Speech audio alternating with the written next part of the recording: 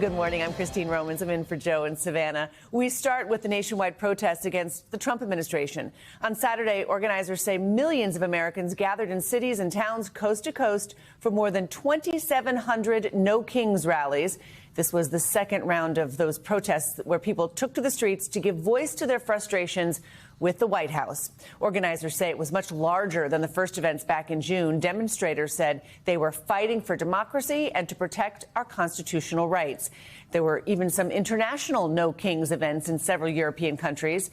Despite the massive turnout, the rallies overwhelmingly peaceful and almost without incident. Several political leaders and celebrities showed up at events across the U.S., including Bill Nye at the nation's capital. America's beloved science guy said the administration's actions are a formula for failure.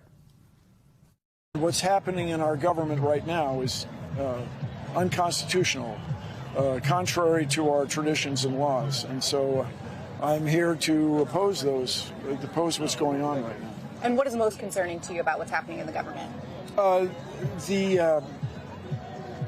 The sycophants, the people who are doing whatever the president tells them to do without really thinking about the consequences.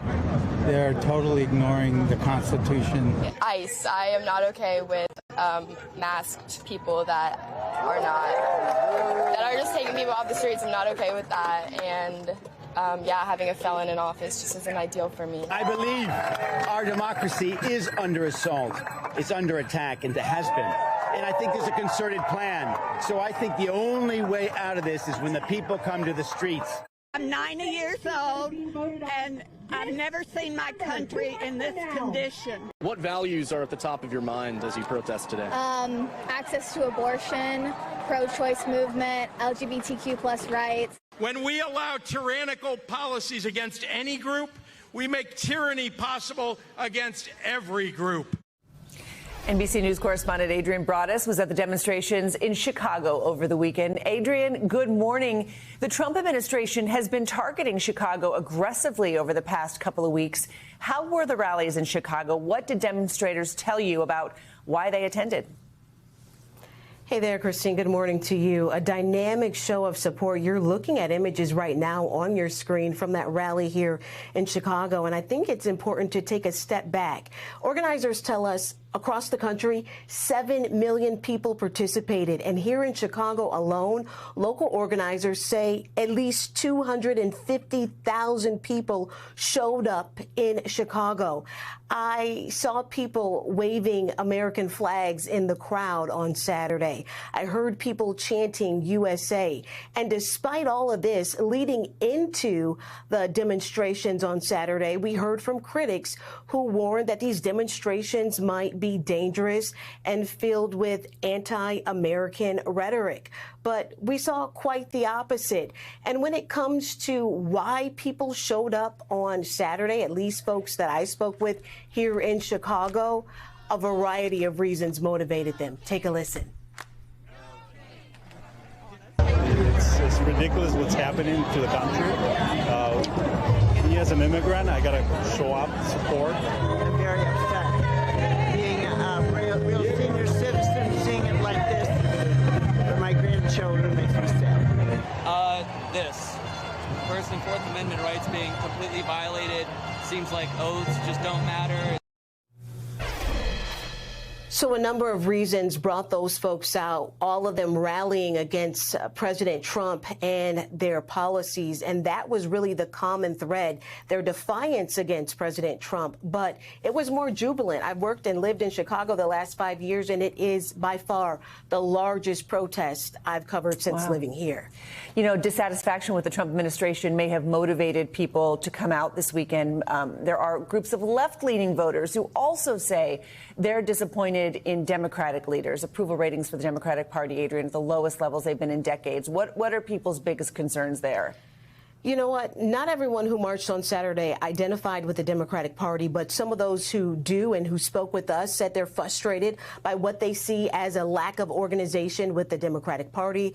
They're concerned about the government shutdown. We heard from a construction worker at the D.C. march who said, in part, he believes Democratic leaders need to show, his words, not mine, more spine. Another worker said that in part, they want the Democrats to take a page out of the Republicans' playbook and push back. We also heard from a woman also in the D.C. area who lost her government job. So they want to see more done. And locally here in Chicago, some folks want to see Governor Pritzker do more, even though they say they appreciate how he has been fighting the Trump administration through the courts. You may remember late last week, President Trump asked the Supreme Court to immediately allow the deployment of the National Guard here to Illinois. President Trump saying in part that they're needed to protect federal agents as they carry out those enforcement operations that have been ramped up in the last few weeks. Christine. Yeah, those ICE raids and President Trump's immigration crackdown have been fueling those clashes between residents and federal agents for weeks now in Chicago. Adrian, there were 4 people, we're told, who arrested over the weekend in connection with a protest outside the Broadview ICE facility. That was separate from the No Kings events. What happened there? Yeah, let's be clear about that. It was separate. 4 arrests there. And what we're hearing from police is that a 38-year-old was arrested for disorderly conduct and breach of peace. 3 others were arrested by Illinois State Police. No real word on if there were any clashes or anything of that sort leading up to those arrests. More so from what we can see from the police report, these arrests stem from disorderly conduct and not obeying police officers. But here in Chicago at the No Kings rally, we did reach out to police about that.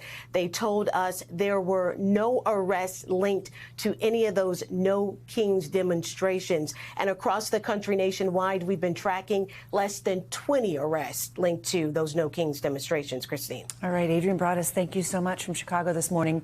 For more on how the White House is responding to the No Kings rallies, I want to bring in NBC News White House correspondent Monica Alba. Monica, good morning to you. President Trump posted a fake video to social media on Saturday night after the protests. It depicted him wearing a crown, and he was in a fighter jet that said King Trump.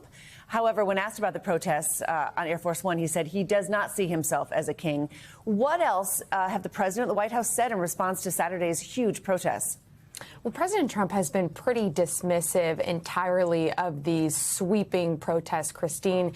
He really said on the way home last night from Florida, where he spent the weekend at his Mar-a-Lago estate, that he believed that these people who were out protesting, quote, do not represent the country. He said that some of them were whack jobs. He said that they were also pretty much a joke, saying that this was something that was, quote, small and ineffective. So he did respond by trying to say that they were not important, that they were not relevant, and certainly didn't want to engage on more questions about that. But of course, we've seen protests against him, not just this administration, but in the first administration as well. And that's typically how the president responds to those kinds of demonstrations. Monica, separately this weekend, President Trump said that he would end assistance to Colombia, which is one of America's closest Latin American allies.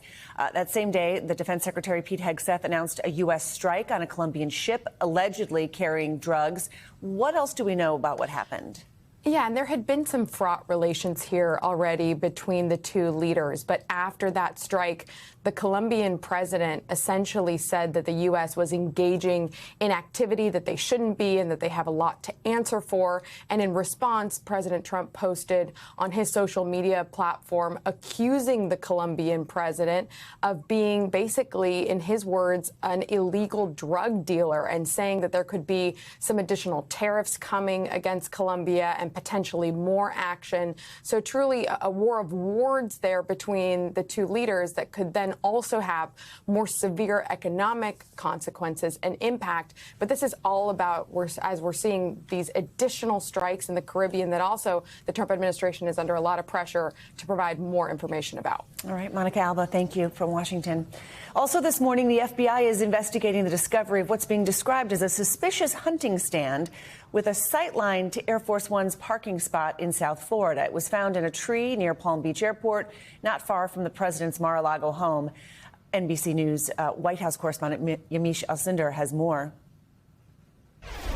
The FBI investigating a suspicious elevated stand that had a direct line of sight to President Trump exiting Air Force One at West Palm Beach International Airport.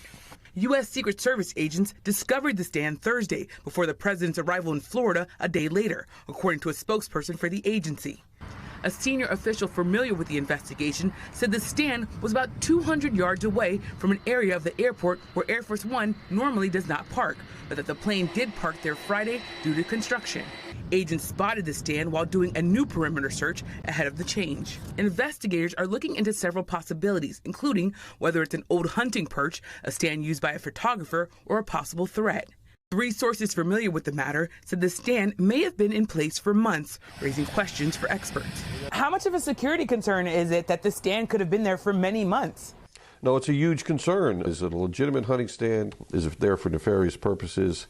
And who put it there? This comes during a time of heightened anxiety over political violence, including 2 failed assassination attempts against President Trump last year.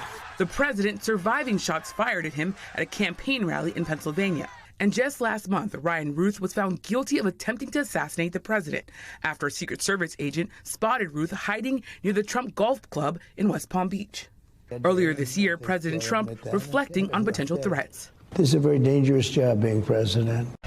3 sources familiar with the investigation told NBC News no individuals, weapons, or ammo were found at the scene. And the law enforcement expert we talked to said authorities would be tracking cell phone data and looking for any footage from cameras to figure out who might be connected to the stand. Back to you. All right, Amish, thank you. President Trump met on Friday with Ukrainian President Zelensky in a renewed effort to end the war between Ukraine and Russia. On this week's Meet the Press, Ukrainian President Zelensky sat down exclusively with moderator Kristen Welker and was asked about joining a potential meeting with Russian President Putin in Hungary. Here's Kristen with more. Hello there, Christine. This week on Meet the Press, I spoke exclusively with Ukrainian President Volodymyr Zelensky about whether he would be willing to travel to Budapest, which is where President Trump and Russian President Vladimir Putin are expected to meet in the coming weeks to discuss Russia's war in Ukraine.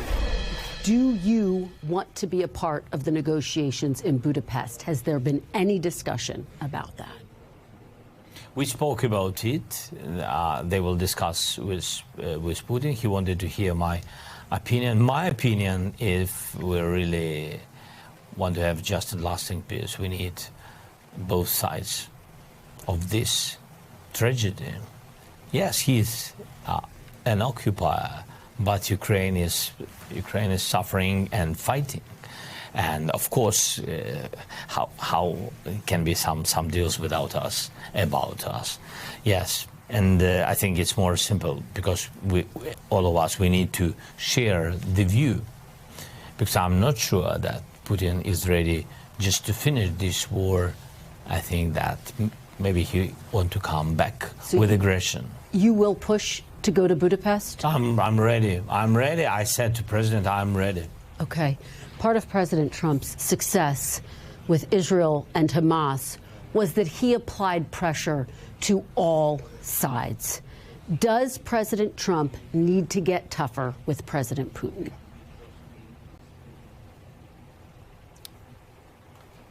Yes, and even more, because Putin is something similar, but more strong than Hamas. It's more bigger war, and he is the second army in the world, and that's why more pressure. You can see my full interview and a whole lot more at MeetThePress.com. You can also get more Meet the Press right here on NBC News Now every weekday at 4 p.m.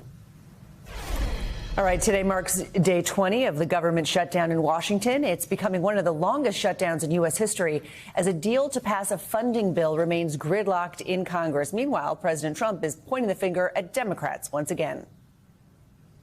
The Democrats want to destroy all health care because they want to give $1.5 trillion of this money, and they want additional money to go to people that came into our country illegally. Many of them are from prisons and mental institutions, and we're not going to destroy our health care for the Democrats. NBC News Capitol Hill correspondent Julie Sirkin joins us now with the latest. Excuse me, Julie, good morning. So we know the Senate is set to return later this afternoon. Tell us where we are right now on negotiations on this funding bill. Is either side even talking to the other? It seems, Christine, good morning, like both sides are talking to each other or at each other. But really, the one person in the room is President Trump, who is not in the room, and that's who Democratic leaders want to see at the table. You'll remember a couple of weeks ago, before this shutdown even started, the president held that meeting in the Oval Office with both leaders in the House and the Senate on both sides of the aisle. Since then, the president has not really been engaged, instead giving the baton, if you will, to leaders Thune and Johnson to have those conversations with Democrats, but they're really going nowhere. Later tonight, they will take attempt number 12 to reopen the government. The last 11 have not worked, and that is because Democrats are continuing to hold the line over health care, in particular the Affordable Care Act subsidies that expire at the end of this year. The next crucial date that everybody is watching, according to my sources, is November 1st, when Americans will begin choosing their insurance plans. Julie, we're hearing from the FAA this morning that air traffic controller staffing issues have resulted in delays at a number of airports across the country. Bring us up to speed on that. Major airports, Christine, from Chicago to New York, all of these airports announcing that they've already started to experience some delays. Atlanta as well among those that have said they've experienced delays, because think about the amount of federal workers that work at these airports, from TSA agents to air traffic controllers. Something like 50,000 of them have to show up to work without pay. In total, they are not furloughed, they are essential employees. But of course, the longer the shutdown goes on, the more paychecks these employees are going to miss at the end of October, missing their first full paycheck since the shutdown began. And so the FAA is warning that they're going to have call-outs. These folks are going to call out sick. Maybe they're not going to have the ability to get to work, to find childcare. These are real issues that are plaguing federal workers, particularly when it comes to air travel. And this is what some senators I've spoken to say could be the off-ramp for Democrats and Republicans to come together and reopen the government. Certainly, it was a real breaking point the last time we had a big government shutdown. Julie, new data posted on the Labor Department website showing that at least 7,000 federal workers have filed for initial jobless claims since the shutdown began. What are the biggest concerns in terms of how people will increasingly feel the impact this week? Well, we'll start with federal workers because, of course, they are the ones being the most impacted by this shutdown the longer it goes on. And you do have some kind of legislation in Congress, in the Senate, to try and pay them. It's a Republican bill. No word if Democrats are going to accept it. They see this as a show vote. They see this as just giving Russ Vought, the budget director for the White House, blanket money and not really a direction in what to do with it as the government remains closed. But aside from federal workers, including those who vote continues to threaten will be laid off, something that is a question of legality during this shutdown. You're going to have food stamp benefits, food assistance that is drying up. The president right now using tariff money to pay for some of that. The longer this goes on, the worse it'll be. Some states even issuing warnings to SNAP benefit users that they will miss their benefits the longer this goes on. Christine. All right, Julie Sirkin, thank you so much. Time now for weather, where it's a rainy start to the week across the Northeast. NBC meteorologist Andrea Romero joins us now with your Monday forecast. Andrea, good morning. Good morning, Christine, and happy Monday to you and to everyone joining us this morning. It's a wet and windy start in the Northeast today. We can see this low pressure system that's moving through the area.